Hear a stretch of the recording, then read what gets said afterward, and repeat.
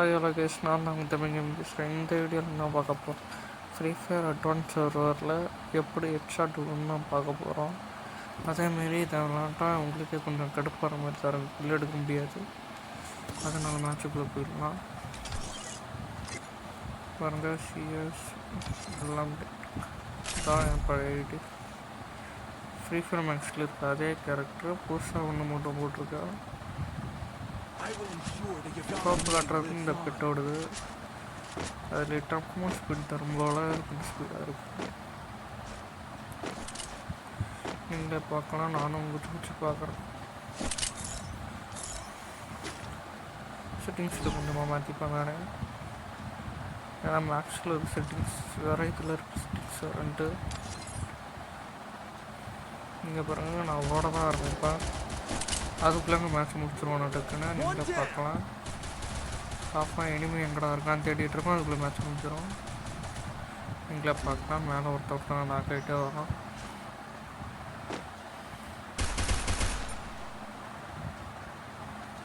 அங்கே கரெக்டாக எவ்வளோ தூரம் கரெக்டாக அடிச்சுக்கலாம். டக்குன்னு வந்து விட்டுருவோம். நம்ம வருஷமாக ஓடிட்டுருப்போம். இப்போ பாருங்கள், அடுத்த மேட்ச் இதே அது போன மேட்ச் அந்த மாதிரி தான் நடக்கும். இங்கேனா நான் வாங்கி வச்சுருவேன். எல்லாத்தையும் வாங்கிட்டேன். போன தடவை நடந்த அதே மேட்ச் மட்டும் தான் நடக்கும். 3வது ரவுண்ட்லேருந்து நான் அடிக்க ஆரம்பிச்சிருவேன். கொஞ்சமாக செட்டிங்ஸை மாற்றிப்பேன். பாருங்கள், நானும் ஓட ஆரம்பிச்சிட்டேன்.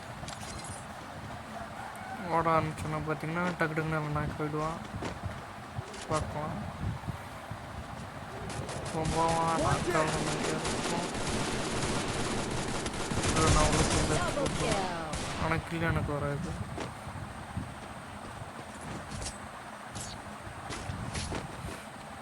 இன்வெர்ட்டு தான் கைஸ் இந்த இடத்துல.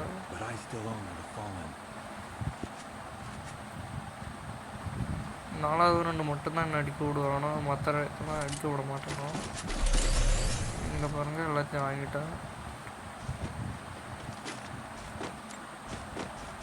டக்குன்னு வாங்கிட்டு எல்லாத்தையும் ஓட ஆரம்பிச்சிடுவேன். போன மேட்ச் நடந்து அதே கதை தான் இங்கேயும் நடக்கும். எனக்கு சக்க காண்டாக தான் இருக்கும். நான் பாருங்கள், இங்கே ஓடிக்கினே இருப்பேன், எவனும் வரமாட்டான்.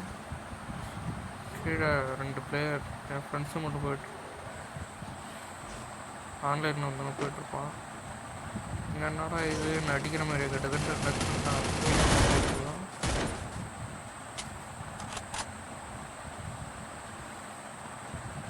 பாருங்க, நான் இந்தாண்டா இருக்கானோ எப்படா அடிச்சான் நான் வச்சுட்ருப்பேன். எனிமி ஸ்பாட் போட்டு நான் மட்டும் இருப்பேன். திடீர்னு பார்த்தா மேட்ச் முடிச்சிடும்.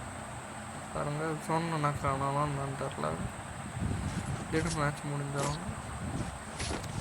கடைசி ரவுண்டு கைஸ். இதுக்கு மேலே என்னால் கேம் பிளே போட முடியல. ஏன்னா கிளாஸில் ஏன்டா விளாட டைம் பார்த்தீங்கன்னா காலேஜில் வந்து விளாண்டுட்ருப்போம்.